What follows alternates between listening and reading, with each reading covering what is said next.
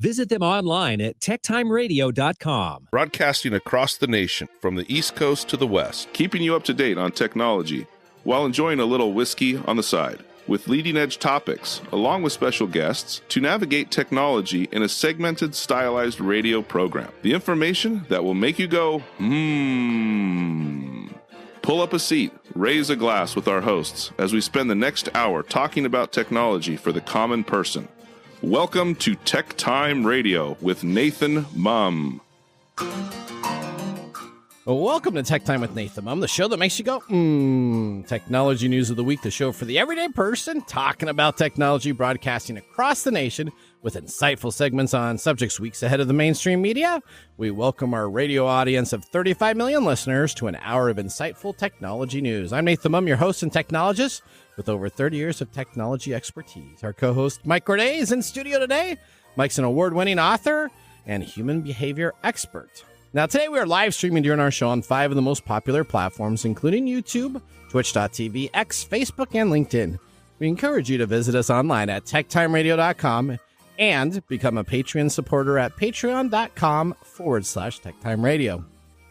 Mike and I are friends with both different backgrounds, but bring the best technology show possible every week for our family, friends, and fans to enjoy. We're glad to have Odie, our in-house producer, at the controls today, so everybody welcome. Let's start today's show. Now on today's show. Today on Tech Time with Nathan Mumm, we're going to delve into a plot that seems straight out of a blockbuster movie. The AnyDesk hack. We're going to be talking about that. Imagine a criminals infiltrating the very heart of remote access software, putting companies in lockdowns for days. We'll explore how this breach happened, its impact, and what it means for our digital security. Next, we switch gears to a heartwarming story. You know Elmo from Sesame Street, right? Well, he's taken a surprise turn as a therapist. Elmo's simple question, how is everybody doing, has sparked the heartfelt response from people all across the nation. Then we'll discuss Mike, how he loves this beloved Muppet character, showcasing mental health support online. And in a new trend, we have... Let's hit the road, literally. Our asphalt is crumbling, and potholes seem to multiply overnight. But fear not, we have some innovation road technologies to keep your streets in shape. And finally, our special guest, James Riddle, will have some unveiling new groundbreaking medical breakthroughs to talk about. These medical technology advancements are changing lives and reshaping the healthcare as we know it today. And don't forget, we have a Nathan Nugget. Today's story is going to be about last week's lead story. We're going to take a recap and take a look at what actually happened to that press release that Elon Musk sent out about Neuralink. In addition, of course, we have our standard features, including Mike's mesmerizing moment, the technology fail of the week, a possible Nathan Nugget, and of course, our pick of the day whiskey tastings to see if our selected whiskey pick gets 0, 1, or 2 thumbs up by the end of the show. Now let's get ready to start with the latest headlines in the world of technology. Here are our top technology stories of the week. All right, story number 1 is a plot right out of the movies. I just saw it last week. So you're having problems with your computers, and you call help desk support. Then you ask to view their computer resources with a remote software tool. Now, for those that have seen the newest movie, The Beekeeper, that currently stars films Jason Statham, who was Statham used remote software by the hackers to steal millions of dollars from victims. So he plots his revenge on a cyber hacking ring and essentially destroys town after town after city, going after these victims. We're going to be talking about exactly some of those same things that happened to AnyDesk, one of the major tools used to provide support for organizations across the states and across the nation. AnyDesk Remote Access Solutions allows users to remote access computers over the network and the internet. Let's go to Tim Larson with more on the story. The company behind the AnyDesk application confirmed that it suffered a recent cyber attack that allowed hackers to gain access to the company's production systems. The source code and private code signing keys were stolen during the attack. The company reports having 170,000 customers, including 7-Eleven, Comcast, Samsung, MIT, and the United Nations. As part of their response, AnyDesk says they have revoked security-related certificates and remediated or replaced systems as necessary. They also reassured customers that AnyDesk was safe to use and that there was no evidence of end-user devices being affected by the incident. The question on everyone's mind is, will technology systems, tools, or companies ever be safe from cyber attacks? Back to you guys in the studio. All right. No. Well, no. Well, yeah, you know what? There is some problems with that. But after conducting a security audit, so AnyDesk didn't find this, but they had a security audit come on in. So that's always the best thing, right? So this It wasn't from your buddies. Well, it was not. It was from CrowdStrike, not FireEye. So they actually found it. FireEye would still probably be. Never mind. Okay, so AnyDesk is a software. Have you ever called up a help support line? You calling up and you get them, Comcast or any of these areas, and they say, You mean actually talking to a real person? Yeah, talking to a real person. Not Not as much anymore. Possible. Okay. Well, so essentially, AnyDesk is used by many help desk call centers, and essentially it's actually used a lot by cyber criminals. So every once in a while, you may get, you click on a link online, and it says, oh, you got a virus on your machine. All these warnings come up and says, call this number. This is exactly the plot for The Beekeeper movie. And essentially what happens is somebody says, I need to take access of your computer. You say, okay.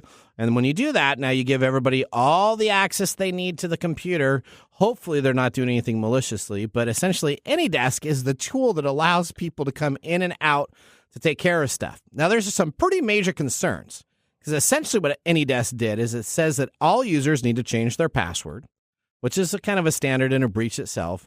It also said that the encryption keys were compromised, so they had to resend certificates. That is the X, Y, and Z hidden handshake code that goes on the back end for these software programs that you use, because those were compromised also. So they have a brand new key. So essentially, what you really have to do is you have to uninstall the program, the master program, reload it. Install it with the new keys. Install it with the new key. And then wait for the hackers to get the new keys. Well, yes, or AnyDesk should probably do a much better job of having security. So this is, again, we had this talk last week. I don't know. We seem to talk about this every week. So people that own software companies, there needs to be some huge fines to start going out. If you say that you check mark when you create a business and you get your EIN number from the government, if you say that you're a software company or a software security company, you need to put your name down there on the contracts, kind of in blood, that says that if you're not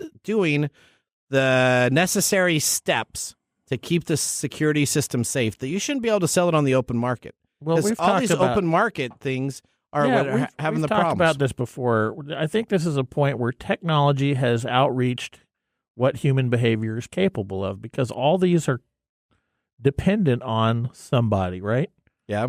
And almost how many percentage of hacks are because of user error or person? They say 90 plus. 90 plus. 90 plus are done essentially through phishing email attacks. And this is how human behavior is taken advantage of, because we don't have the staying power to keep on top of all this stuff. Okay. But if you're the company that owns the software, shouldn't you be liable? I mean, you got to be liable. Well, for that. I complain about this. How much? All the time, because. But like companies like Amazon, some of these companies really spend a lot of time because there's government. Yeah, we should be. We should be spending more money on security. Yeah. We should be figuring out how to create code that is less vulnerable. Correct. We should have some checks and balances for employees so that they don't give out passwords. Yeah. It's not that difficult to do. Instead of me having to do. CrowdStrike comes on in and does an audit, right? Uh-huh. And I bet you CrowdStrike, I don't know for a fact, but I bet you they found it pretty quick that they had been compromised. Normally when you do a due diligence and you're not the people working there, you find these things pretty darn quickly. It doesn't take a huge rocket science individual to actually find out if this happens. It happens all the time, and this is something that really needs to kind of be a part of the process where you don't bring in this company, but you have the expertise on staff to make sure that it works correctly to begin with. All right, I could go on another 30 minutes. And I just, that's my problem with all this stuff, man. I shudder every time we start talking about this, because It's just yet well, this is another lack example. of controls, though. This is lack of controls of the company not having their due diligence, taking care of their employees. Yeah, but it affects everybody. Yeah, and then people buy the stuff thinking that it's secure because the salesperson said it was secure. Okay, all right, story. Whew, I need a therapist. Story number 2. You got to help me out here. maybe you'll have one. Okay. The first question that I have for you is, do you understand how social media works? I think I do, but sometimes I don't. You know what? We talk about this all the time. Sometimes we get great ratings on our show. Lots of people watch it. Sometimes they don't, and I don't know if it's the keywords you put in. Who if knows? It's the other thing. It's kind of a crapshoot. But if you're living in a cave, you might not know this. But Elmo has created a firestorm of mental health news in the past few days. All right, explain more. So, from his former Twitter account, his ex account. Okay. This was just a run-of-the-mill social media check-in. Okay. How is everybody doing? A pretty simple question, right? Pretty easy. The message comes from Elmo, Okay. the furry red friend of kids and Muppets on Sesame Street and everything else. But it turned into this really interesting thing over the weekend. So the response flooded in on X and Instagram, Threads and Facebook. So this all went out on all these social media platforms. Okay. Conversations were sparked on Reddit and elsewhere. People unburdened themselves, and Elmo took it all in. On X alone, Elmo's question received over 180 million views. Wow. Responses to Elmo on Friday and Monday differ wildly. So some of the earliest check-ins when this happened was, hey, just on my way to buy some balsamic vinegar. Came one reply, I'm doing okay, hope you are, and then it's always usually followed up by an Elmo loves you or take that and whatever. When the weekend was over and when Elmo echoed this question on X and other platforms on Monday, things took a turn. Not well, Elmo. They've done raised my rent and everything. At this point, I'm coming to live with you on Sesame Street, to which he replied, Elmo would love that, #neighbors. So all these people on Monday started airing litanies of personal and relationship problems and just general angst. Okay. They spoke about being tired, broke, unsure how to improve things, feeling disconnected from others. Essentially, Elmo had to become this therapist. All right, so that was Friday. Sounded like Friday was a little bit more positive. Is that right? Friday, it was just social. Okay. Friday, it was like, hey, how you doing? I'm fine. How are you? Okay. Or whatnot. Okay. Monday, which makes sense. Okay, the gloomy because Monday. I hate Mondays. Okay. And so everybody just started. Everybody just unloaded on poor Elmo. Yep. Okay. So in his response this week, and let's be honest, in most moments since he was introduced in the 80s, Elmo's has shown that he exemplifies 3 of the most important attributes a therapist has. Okay. As defined by psychologist Carl Rogers. He is the driving force behind person-centered therapy. So Rogers' list starts with congruence, meaning authenticity, and genuous, which is being real. The other 2 core qualities for a therapist, he said, are acceptance that comes from unconditional positive regard and empathy. While Elmo hasn't been able to reply to every message in his accounts, his responses are winning praises. And I don't know if you've looked at this, but he is everywhere. Yeah, they're talking about him in Psychology Today and other media. It's crazy. In many cases, the commenters on the reply showed people sharing positive message and practical advice with each other, encouraging people who are struggling to keep sharing and working to make things better. They are words we all need to say and messages that we need to hear. And in one short message, Elmo reminded us all to make time for each other and listen. His response on Tuesday was, wow, Elmo was glad he asked. Elmo learned that it is important to ask a friend how they are doing. Elmo will check in again soon. Friends, Elmo loves you. #Elmo emotional well-being. Okay. So there you go. Now, Elmo is not a therapist. Okay.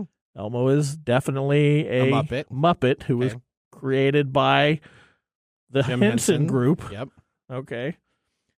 If you or someone you know who is actually in crisis, I would encourage you not to write Elmo. I would ask you to please call, text, or chat with crisis hotlines. If you're feeling really bad, Suicide and Crisis Lifeline at 988 is active and up and running. You can also text the crisis text line by texting TALK to 741-741.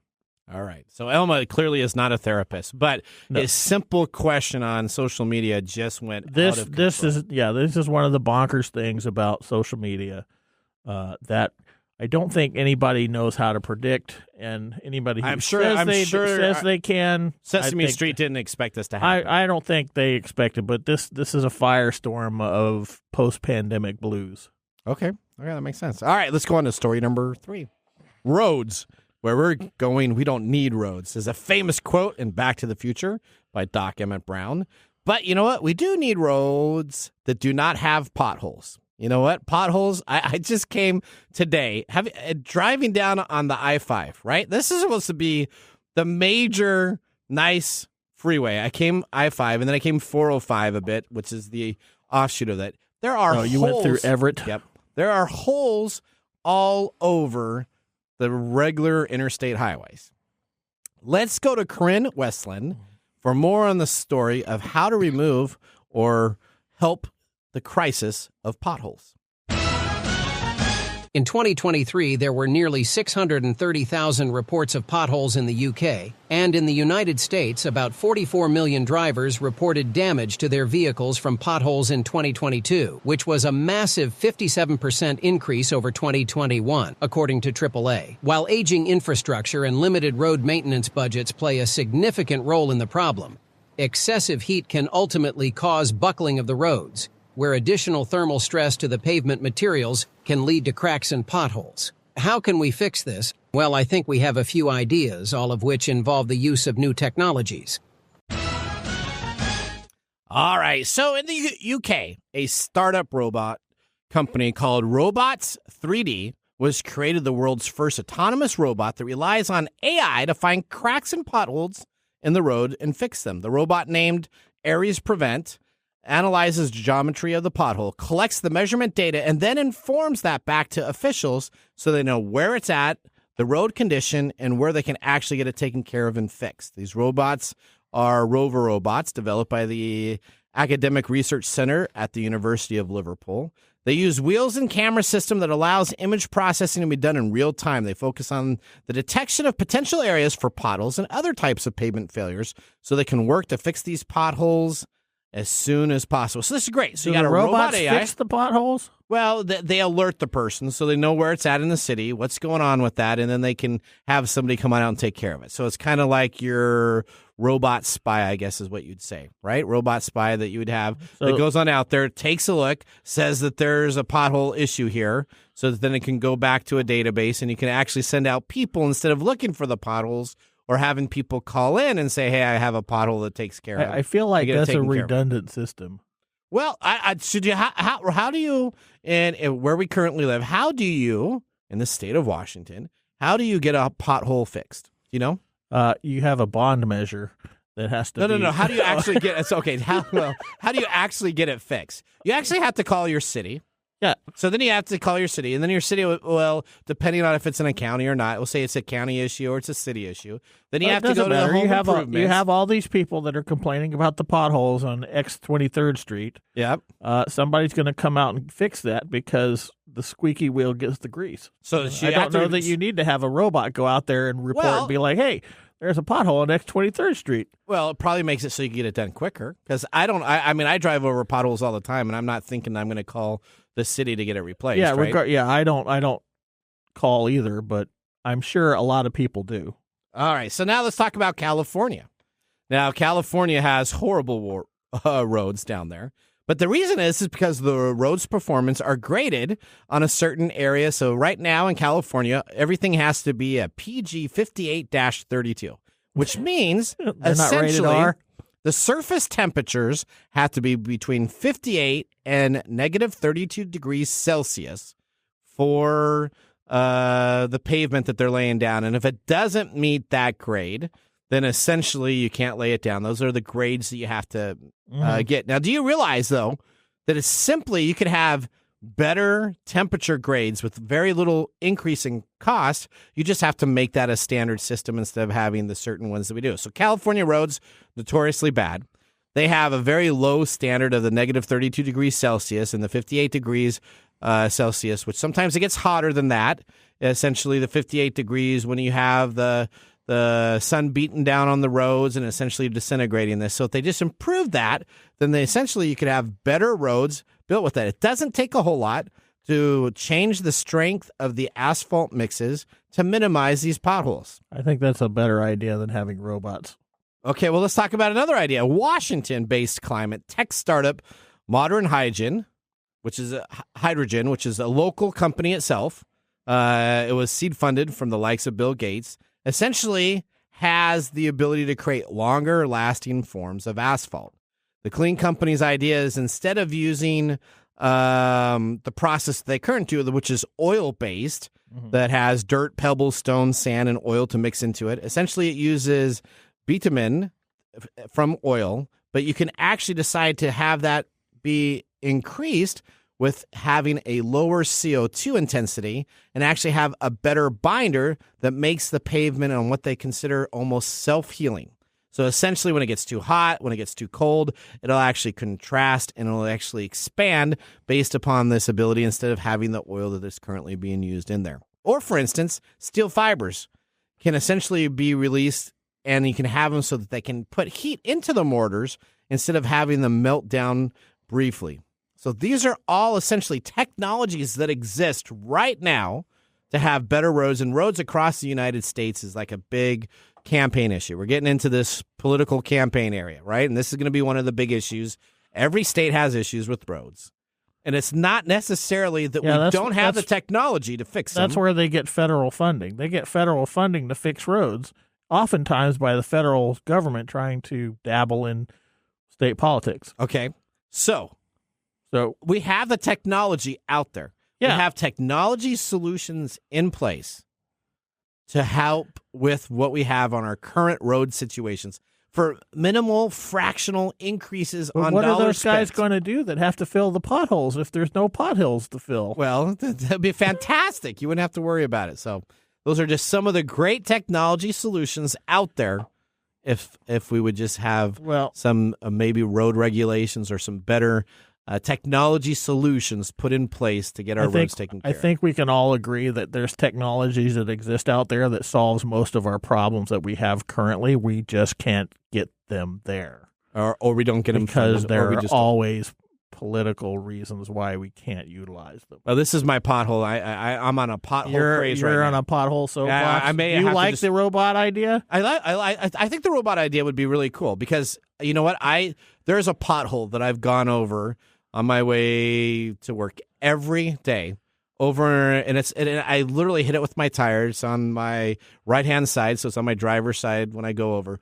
Every day, no one's ever filled it. It's been there for about a year and a half, and I guess I have to call, but wouldn't it be nice if that robot went on out, took a look at the streets? You could call or steer around it. Well, no, no, it could just be fixed.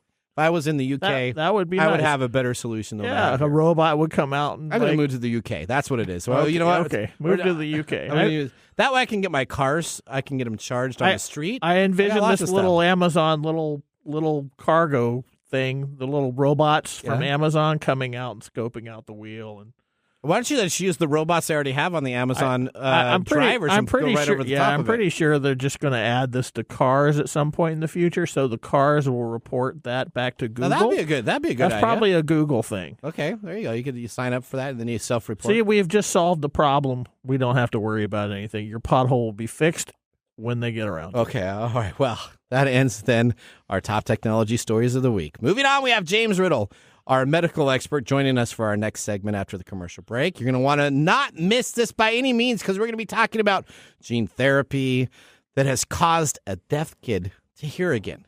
Just think of not being able to hear.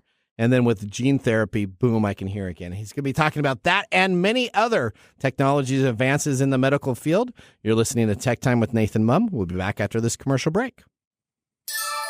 This is Mark. And Greg. For Copiers Northwest. With a terrific offer. Called Printer Care Plus. It's simple. Buy HP printer cartridges from Copiers Northwest and we'll service your current printers for free. That sounds too good to be true. It's made possible due to our HP Copiers Northwest relationship. Copiers Northwest is an HP Platinum partner. One of only 2 in the entire Northwest. And now with Printer Care Plus, Copiers Northwest will provide free printer service. As long as they purchase genuine HP cartridges from Copiers Northwest. That's right. IT departments no longer have to service printers. Or fix paper jams with Printer Care Plus. They can focus on more strategic initiatives. And let our experienced technicians keep their HP printers up and running. Sounds like a love-love relationship for IT departments. Don't get too carried away. So how do they get more details on Printer Care Plus? Call Copiers Northwest today, 206-282-1200, or visit copiersnw.com. Copiers Northwest. New ideas, new solutions.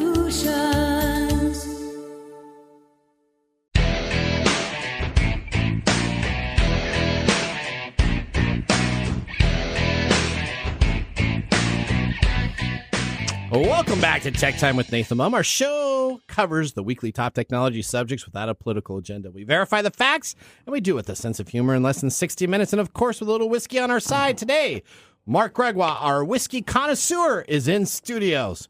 Mark, what are we tasting? Well, for Mike, we are not doing another rye today. Okay. Oh, yeah, okay. It's definitely bourbon. Is It it? is definitely just a bourbon. Okay. It is Russell's Reserve Single Rickhouse Camp Nelson F, which is a limited 2023 release from them. So let me tell you what they say from Russell Reserve's website. It's inspired by unique conditions of the storied rickhouses at the Wild Turkey Distilling Company. The Single Rickhouse collection explores the unsung contributions specific barrels' resting places can have on that whiskey's final character. Now, each time offering in the annual series features whiskeys drawn from a single rickhouse. So this one is F, and before this they released C.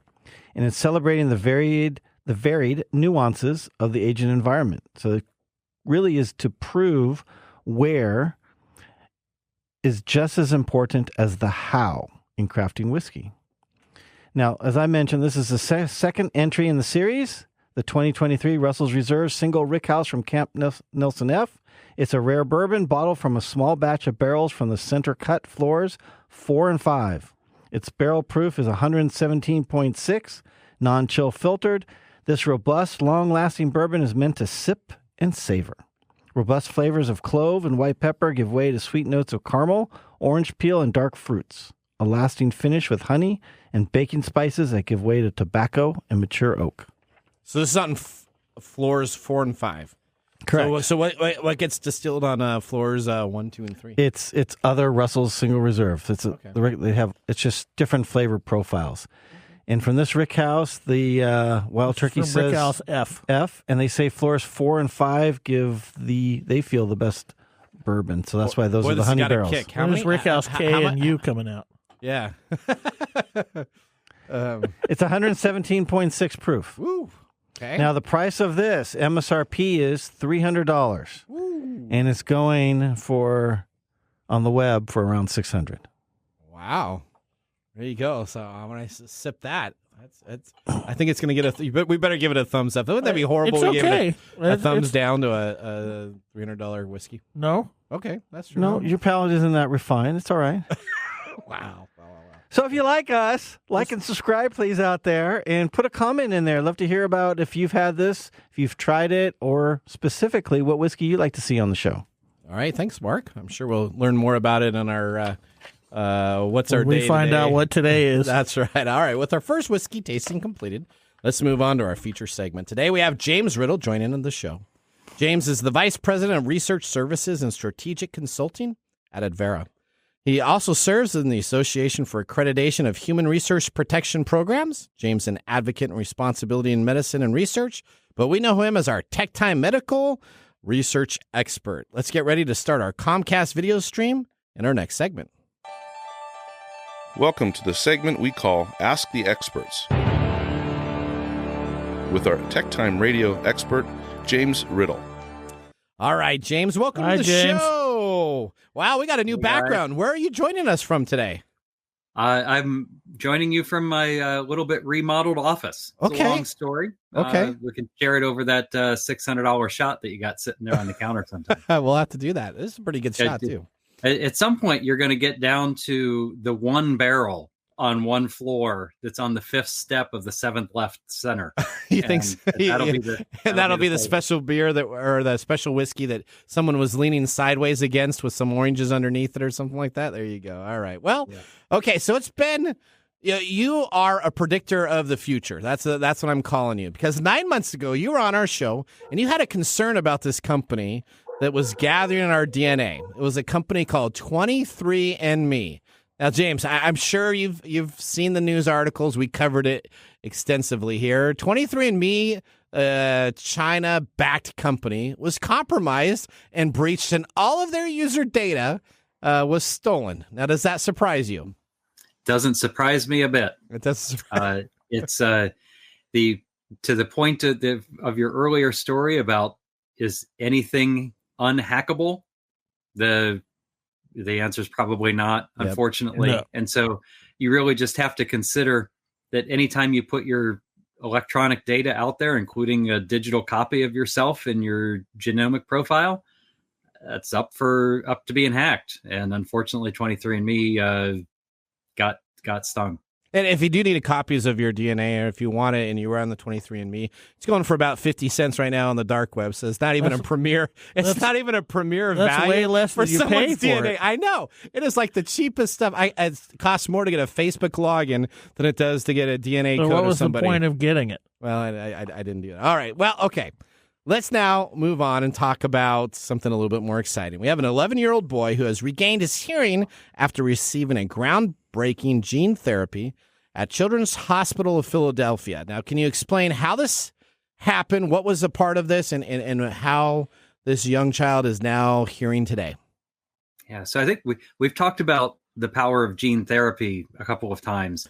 And really the way that this technology works is that if you have a genetic abnormality or a defect, technology exists now where scientists and medical professionals can go in and actually fix the defect. And so this young man had what is probably considered a reasonably rare genetic disorder, which caused him not to be able to hear. Scientists were able to specifically isolate the gene that was causing the problem, and they were able to provide a gene therapy that went in, corrected the gene, and now the young man can hear. So now explain this a little bit to me. So the gene's in the boy itself. So they go in with this gene therapy. Do they actually change a chromosome? Do they change a DNA sequence live as things are going on, and then it replicates through their system, and then they're fixed? Or how does that actually work? Yeah, you described it just as it happens. That depending on the nature of the genetic defect, if it is at this point in the technology, you have to really understand what is the specific genetic abnormality that's going to be fixed. And you insert it using something called a viral vector. So if you think about the way that a virus works, it gets into your cell and causes havoc inside your cell. It reprograms the cell. Yep. And so you can leverage those viral vectors to do positive things like fixing a genetic abnormality. And the challenge is that you have to be able to figure out where to go to fix that particular genetic abnormality. And you have to know where it's at in the DNA strand and how to go in and get it. So if some genetic disorders are highly complex, involve a number of different chromosomes. But if you're like this young man who was able to, we were able to identify, and there's other people who suffer from this condition. It's this very specific gene, and now we're able to go in and fix it. And it's a quite amazing technology. It's also used to help people who have certain sight problems be able to see, people with immunodeficiencies, folks with severe muscular conditions, all in the genetic abnormality category. We can now go in and fix those things. All right. Okay. So let me ask you this then. I totally off topic. If I have brown eyes, so if I wanted to get blue eyes, if I just wanted to get blue eyes and they knew the gene sequence in there, essentially I could have this virus come into my system through the DNA, and they could actually change my eyes so that my eyes would go from brown So blue in the matter of a couple days then, and then it would keep it there permanently? You couldn't dial that up on the interweb at the moment, okay. But the underlying technology of editing your gene profile within your body, that theoretically could be possible. Right now you gotta go get contact lenses. I'm just thinking specifically for like Hollywood actors and stuff, right? Sometimes they wear contacts for different colored eyes. I can see all of a sudden some actor going on down there and saying, this is where we start getting into the ethical arguments of this type of situation, because what you're talking about is one of the big ethical questions. Okay. All right. Okay. And these experiments are done highly controlled, overseen by a bunch of ethics committees before folks are having their genes altered. Unless you're in China, though. Right? Okay, all right, okay. I wonder how they fix potholes in China. Okay. That'd be my question. They don't. They use people like Nathan who continually drive into them. That's right. All right, okay. Let's talk about an MIT engineer study that talks about nanosensors that could enable early lung cancer detection, which requires only a simple urine test. Now, I saw this online. I read about this. I got a little bit lost. This wasn't a smart toilet thing, was it? This wasn't a CES smart toilet type of deal, but essentially an MIT engineer study says that this is possible. James, is it fact, not fact? Tell me a little bit about this. No, definitely doable. Okay. If you think about how you can do test strips for it, this is probably the easiest way to think about it. The test strip for your pool, right? Okay. You dip it in, certain chemicals react with the test strip changes colors.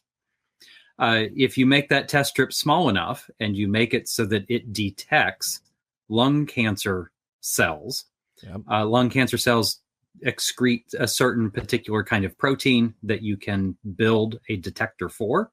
And then you measure whether the thing changed colors by looking at the pee and see if something was impacted in the urine that comes out of the person, and you measure how much came out. We've just finally gotten to the point where the nano measurement technology has gotten to where we can have it detect a particular protein coming out of the cell and be able to then detect the outcome of that measurement tool. Pretty cool stuff, really. Okay. Which, now that we have all this detection, I bet you cancer is going to be rapid all over. That's what I keep on thinking, because I keep on hearing about more and more people that get cancer. It's probably because we're just now detecting it at a much higher rate than we were back in 10 or 15 years ago. Or it could be that we're exposing ourselves to all kinds of stuff that mutate our genes a little bit more. Radiate than normal. ourselves? All that 5G network? No. Okay. Yes, the 5G joking. network. Not the 5G network. Not the 5G. Okay. But it's a combination of all of those things. I got it.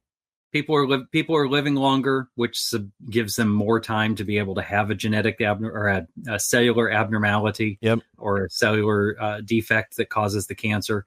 We're better at detecting it. So some people who used to die and you didn't used to know why, now we know why. And there's generally just more people around too. Okay, so this is a story that you sent me that you wanted to talk about a little bit. And I had to do a little bit of research on this, and we talked about it last night at our production meeting. So you have to help us out here. But scientists launched their first human vaccine trials for the deadly Nipah virus. Is that Nipah? Nipah virus. So what is the Nipah virus? Okay, Nipah virus is a nasty, bad virus. Okay. It's carried by fruit bats. So just picture places in the world where there are fruit bats. Okay. These fruit bats carry the Nipah virus, and it is it's nasty stuff. So just think like Zika, Ebola, Marburg, a whole bunch of different viruses that could wipe out the planet. That kind of stuff. All right. There is not currently a vaccine for Nipah virus. There wasn't a vaccine for COVID SARS-2 before we developed one. Yep. And so, the World Health Organization and other places are pretty concerned that we have these other really nasty viruses that live in animal populations who there's evidence of Nipah virus being infecting in humans. There isn't a broad scale human to human transfer as of yet, but there could be. And so it's pretty encouraging that researchers are I'm just going to say finally getting around to making sure that we have decent virus and vaccine technology for some of these viruses that go around. Seems like COVID might have woke some people up. So we did talk about this. It was like that COVID allowed people to do some stuff that regulations had previously not necessarily moved as quickly with. I mean, this is an interesting piece if you look, because they've been preparing for a pandemic long before COVID hit. Yep. Mm-hmm. But it's been in such small circles, and they can't, get all the funding that they need all the time. And now it seems like, oh, wait a minute, they were right. Maybe we need to do some more research in this area. All right, last question I'm going to ask you, and then we're running out of time. But this is a big one for me. So, experimental Alzheimer's drug addiction ultrasound trials may help patients. So my mom, rest her soul, she's still alive, but she doesn't remember who I am anymore. And so she has a disease. My grandmother had a disease. It's awesome to find out that it transfers through your female parents. So I probably will have the disease. So don't worry about it, George. I appreciate you being a part of the show. But, very nice. But seriously, though, because this is a concern for me, tell me what this is and how this may help patients.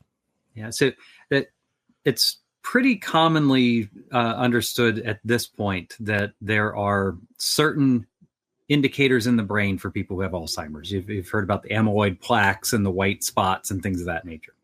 So pharmaceutical companies have developed a number of drugs to try and reduce the amount of plaque that builds up in your brain, with the hope that will then reduce the Alzheimer's. But the problem is that you have to get that stuff through the blood-brain barrier in order to get it from the injection site or the infusion site into the brain.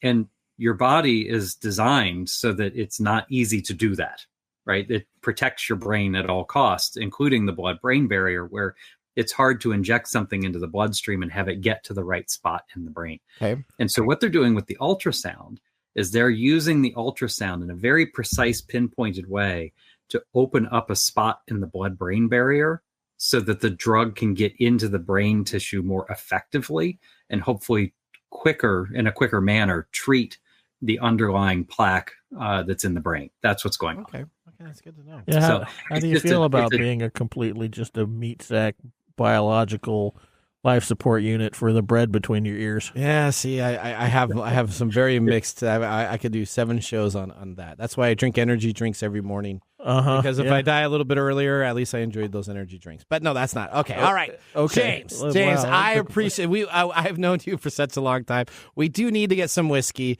We need to have the next time you're up here in town, go and have some spaghetti and have a great time and get all caught up on what's going on. So thank you for being a part of the show. It's always a pleasure to talk with you. If anybody wants to get in contact with you, is the best way to do it through LinkedIn? How would they ask you some questions? LinkedIn's the best way to do it. Profile's pretty self-explanatory, and my profile picture looks a lot younger than I do here on the screen today. Well, there you go. All right, James. Thank you so much. All right. Bye, James. We're going to take a commercial break. When we come up next, we have This Week in Technology. You're listening to TechTime Radio with Nathan Mumm. Hey, Mike. Yeah, what's up? Hey, so you know what? We need people to start liking our social media pages. If you like our show, if you really like us, we could use your support on patreon.com. Or is it Patreon? I think it's Patreon. Okay, Patreon. If you really like us, you can. And you say I'm the English guy? Patreon.com. I butcher the English language? You know you butcher the English language. Okay, so it's all the time. It's Patreon.com. Patreon.com. If you really like our show, you can subscribe to patreon.com and help us out. Oh, and you can visit us on that Facebook platform. You know that one that Zuckerberg owns? The one that we always bag on? Yeah, you can. We're on Facebook too. Yeah, like us on Facebook. You know what our Facebook page is? TechTime Radio. At TechTime Radio. Yeah. You know what? There's a trend here. It seems to be that there's a trend, and that's TechTime Radio. Or you can even Instagram with us. And that's at TechTime Radio. That's at TechTime Radio. Or you can find us on TikTok. And it's TechTime Radio. It's at TechTime Radio. Like and subscribe to our social media. Like us today. We need you to like us. Like us and subscribe. That's it? That's it. That's that simple. And now, let's look back at this week in technology. All right, we're going in our Wayback Machine to February 5th, 1952. The first Don't Walk sign is installed in New York City. The installation of the sign was inspired by the growing number of deaths that resulted from pedestrian accidents. During the 1930s, city officials were trying to figure out how they could reduce the death and injury toll among pedestrians. Cities began passing laws establishing that pedestrians have the right of way under certain circumstances. Well, this didn't work out, and they tried physical means, including barriers to prevent pedestrians from crossing where they weren't supposed to. But in the 1950s, with the technology available, they were able to develop lighthearted walk and don't walk signs. Today, we have over 100 versions of these signs with audible alerts, countdowns, and funny animated pictures of people running. But the first city is New York City to develop the technology as a mainstay. Yeah, I've seen it. We need to talk to the people down in Seattle about paying attention to those signs. To the signs? That makes sense. Well, that was This Week in Technology. If you ever wanted to watch some TechTime history with over 180 weekly broadcasts spanning 4+ years, videos, podcasts, and blogs, information, and more, visit us at techtimeradio.com. We're going to take a commercial break. When we return, we have the Mark's Mumble Risky Review. We'll see you after the break. Hello, my name is Arthur, and my life's work is connecting people with coffee. Story Coffee is a small batch specialty coffee company that uses technology to connect people to each product resource, which allows farmers to unlock their economic freedom. Try our Medium Roast Founder Series coffee, which is an exotic bourbon variety that is smooth, fresh, and elegant at storycoffee.com. That's STORI coffee.com. Today you can get your first bag free when you subscribe at storycoffee.com with code TechTime. That's STORI coffee.com. The segment we've been waiting all week for, Mark's Whiskey Mumble.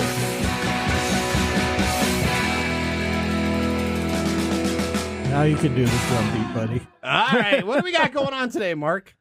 Today is African American Coaches Day. Woo! Okay. Yeah, this day addresses the need for the Black community and everybody else in particular to embrace coaching to help spur business and personal development for Black community.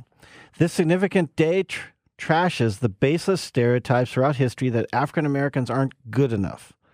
A mere scan through history clearly shows they undeniably sit among the world's most brilliant minds and super impressive accomplishments. Some pioneers were Fitz Pollard, who was the NFL's first Black head coach for the Akron Pros in 1921. Okay. We have Bill Russell, NBA's first Black head coach from the Boston Celtics, 1966. And more recently, Jennifer King, first full-time female Black NFL coach. She is the assistant running back coach for the Washington football team, hired in 2021. Okay. And there's many more that we don't have time to name today. Now, as we celebrate African American Coaches Day, let's raise a toast with our Russell's Reserve single Rickhouse Camp Nelson F. This bourbon's Rickhouse is called Camp Nelson after the local military Camp Nelson, which was established in 1863. It served as a hospital, a maintenance and supply station for the U.S. Army, and a portion of that has been converted into a cemetery. Now, following the Civil War, the cemetery was used to reinter Union dead who had been buried elsewhere in Kentucky. So it's very symbolic for Kentucky and very important for them. Now, Camp Nelson also had another very important role. According to the National Park Service website, initially established as a Union Army supply depot and hospital, Camp Nelson was one of the largest recruitment and training centers for African American soldiers during the Civil War and served as a refugee camp for their wives and children. Okay, well, that's good to know. So now talking specifically about the bourbon. Yes. This is not easy to find, being a limited release, and it is a little bit expensive, as we talked about. Now, if you can find a pour at a bar where you would have time to savor it, I would highly recommend it. It is complex, deep, and dark, taking time to dissect its many different aspects.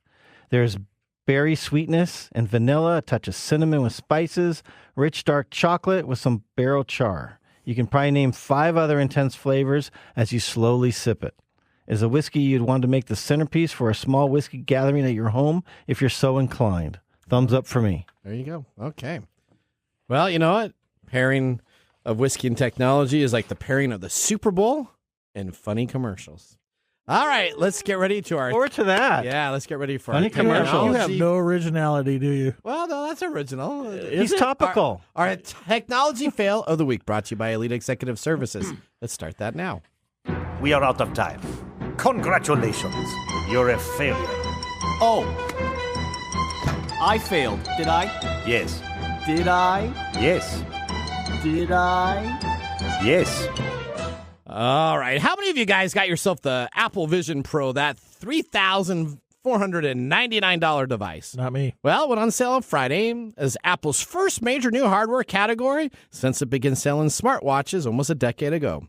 Now, this device isn't expected to be as necessarily the blockbuster product because of its price tag, but one thing for sure, if you forget your code, essentially a series of digits, your device will no longer work, and you'll have to bring it back to the Apple Care customer support line, calling them up, returning it to the store, and have everything deleted on the device itself. That's right. The company did not provide a built-in cable. Most of your headsets have like a USB-C or some type of cable that you can connect to so you can do a reset. And it seems that the passcode problem has been very frustrating, especially with users that have forgot their passcodes and essentially had to go back, restart everything over from scratch, and wait 2 to 3 days to get their device back. So it's like an iPhone passcode. It has to be like 80 bajillion digits. So it's quite a bit larger passcode, so you're not going to necessarily remember like a 2579643 type of deal. If you don't remember that, if that's not mine, but if you don't remember that and you forget it, your device is essentially bricked. An Apple spokesperson said that they're working on a solution. Currently, the only solution is to buy a $300 accessory on top of your. So again, if you're spending $300 for this is an Apple thing, so that thing, should be part of the deal anyway. You have to pay $300 that essentially is a device that you can troubleshoot that device for developers. Now, we're going to head right now to our Mike's mesmerizing moment.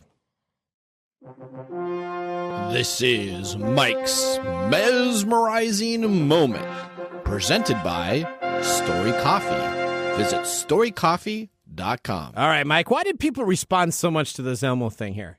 Really? I mean, this took off on social media. This took off on social media. It's being covered by all national news media outlets.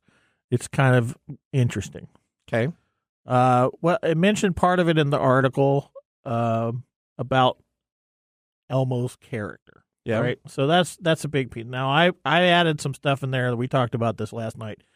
Elmo is a symbol. Yeah. And that symbol represents those things. Okay.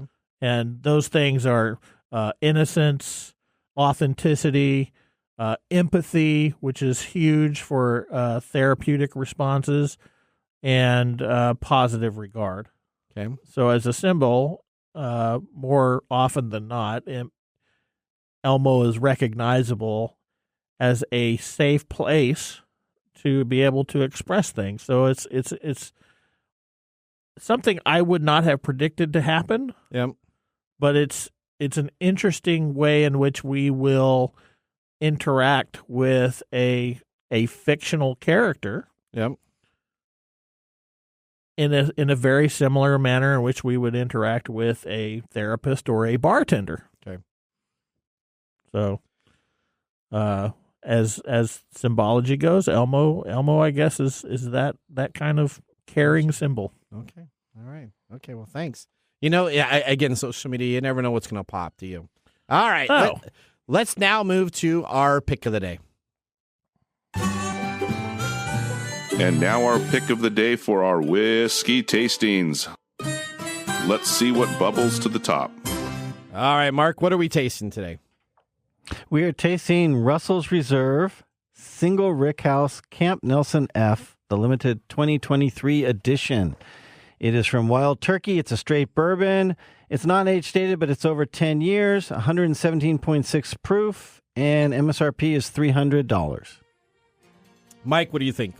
Yeah, I'm going to give it a thumbs up. I think it's fairly mild, but I like it. Would you have this on your shelf for a... No, No? I wouldn't go out and buy it. Okay. Mark has it on his shelf. Mark, do you like this on your shelf? Yes, I find it very deep, complex, so many different flavors. Every time I sip it, I get something different. All right, that's perfect. All right, I'm going to give it a thumbs up also. Why? Because it's $300. Well, no, I just like everything. Come That on, would be it's a gonna reason to give it a thumbs down. Yeah, no, Yeah. no. It still that's tastes very true. good. It tastes really good. Now, I wouldn't recommend everybody go running out and buying a bottle, but definitely trying to pour at a bar. Okay, that makes sense. All right, for the Nathan Nugget that we didn't get to, if you want to watch the Super Bowl, essentially you need to watch it on Paramount Plus. That's the only place to do it. Or get yourself some old TV antennas that you have available. And regarding the Elon Musk stuff, Neuralink, there is no information announced about it anywhere from Neuralink or any other sites. That should be the fail of the week. So it should be. Is Elon Musk telling us the truth that it happened or that didn't? I'm if sure this he's telling happened, us he the should have truth had that it that. happened. All right. Well, everybody, we thank you for watching the show. Remember, the science of tomorrow starts with the technology of today. We'll see you next week. Bye-bye. Later. Thanks for joining us on TechTime Radio. We hope that you had a chance to have that moment today in technology. The fun doesn't stop there. We recommend that you go to techtimeradio.com and join our fan list for the most important aspect of staying connected and winning some really great monthly prizes. We also have a few other ways to stay connected, including subscribing to our podcast on any podcast service, from Apple to Google and everything in between. We're also on YouTube, so check us out on youtube.com/techtimeradio, all one word. We hope you enjoyed the show as much as we did making it for you. From all of us at TechTime Radio, remember, Mumm's the word. Have a safe and fantastic week.